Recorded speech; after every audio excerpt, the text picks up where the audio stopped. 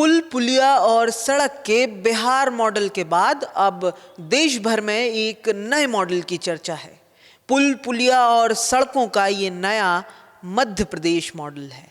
यहाँ आए दिन नए नए हाईवे प्रोजेक्ट्स की नींव रखी जाती है या मंजूरी मिलती है। कहीं 6 लेन तो कहीं 10 लेन या कहीं एलिवेटेड कॉरिडोर की बात होती है।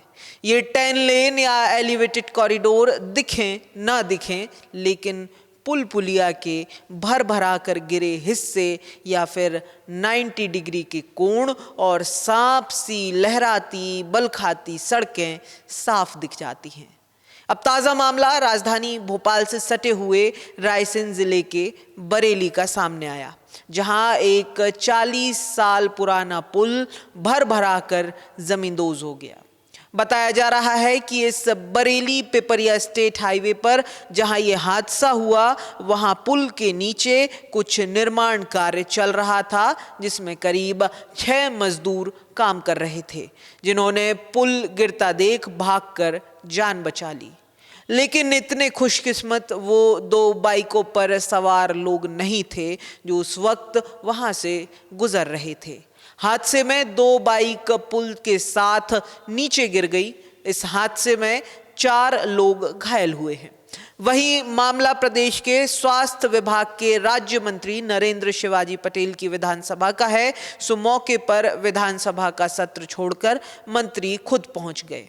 मंत्री पटेल ने कहा कि हादसे में घायलों के इलाज के लिए बरेली और भोपाल के अस्पतालों में व्यवस्था की गई है। पुल प्राचीन था, ये तो सबको मालूम ही है। गिरने के बाद में हमारी सबसे पहली प्राथमिकता है कि जो लोग भी घायल हुए हैं उन लोगों को समुचित इलाज हो जाए। उनको हमने जो बरेली में कुछ लोग हैं, कुछ लोगों को भोपाल भी रेफर किया। हमने अपने टीम को वहाँ पे भी सक्रिय कर दिया ताकि उनको तत्काल अस्पताल में सुविधाएँ प्राप्त हो जाए।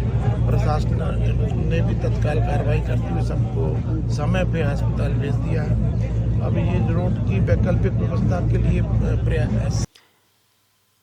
वहीं अभी कुछ ही दिन पहले की बात है जब प्रदेश की राजधानी भोपाल के एक स्टेट हाईवे के एक पुल का करीब 100 मीटर हिस्सा धंस गया था। जांच में सामने आया कि समय रहते मेंटेनेंस की कमी के चलते यह हादसा हुआ।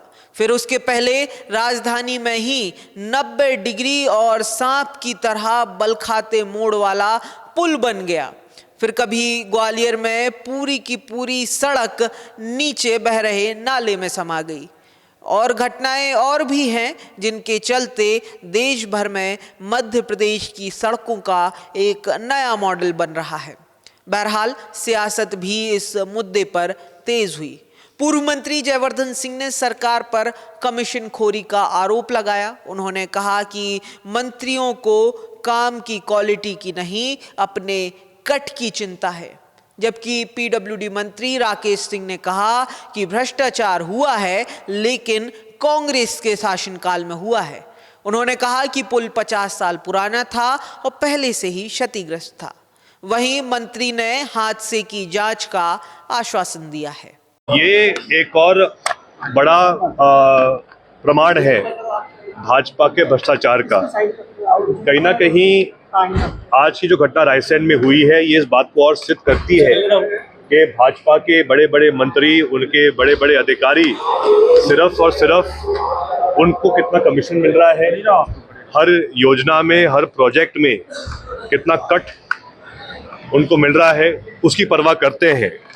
लेकिन हर कार्य का क्या गुणवत्ता है, क्या हर विकास कार्य में जनता को लाभ मिल रहा है, क्या उत्कृष्ट सड़क पुल बन रहे हैं, इस पर कोई चिंता नहीं है वर्तमान सरकार को। तो विस्तृत जानकारी के साथ ही आपको विस्तार से हम जानकारी दे पाएंगे इसके कारणों के बारे में। लेकिन इतना मैं जरूर कहना चाहता हूँ कि इसके लिए जो भी दोषी होंगे उनके खिलाफ निश्चित रूप से कार्रवाई। तो कांग्रेस भ्रष्टाचार के आरोप सही लगा रही है, इसलिए सही लगा रही है कि आखिरकार ये तो उनके ही कार्यकाल का बना हुआ पुल है। देखिए, ऐसे में ये राजनीति करना दुर्घटनाओं पर अच्छा नहीं है।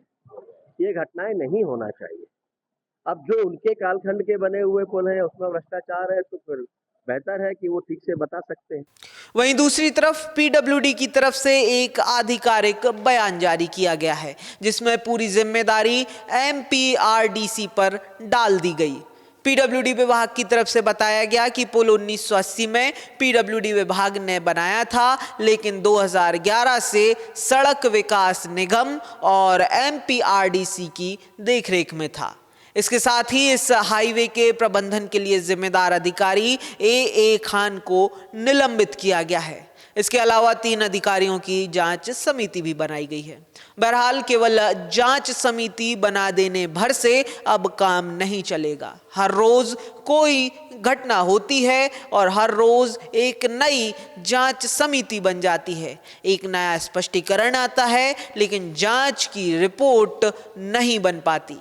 ये सब घटनाएं एमपीआरडीसी पर एक बड़ा सवालिया निशान लगाकर जा रही हैं और देश भर में प्रदेश की बदनामी का कारण भी बन रही हैं।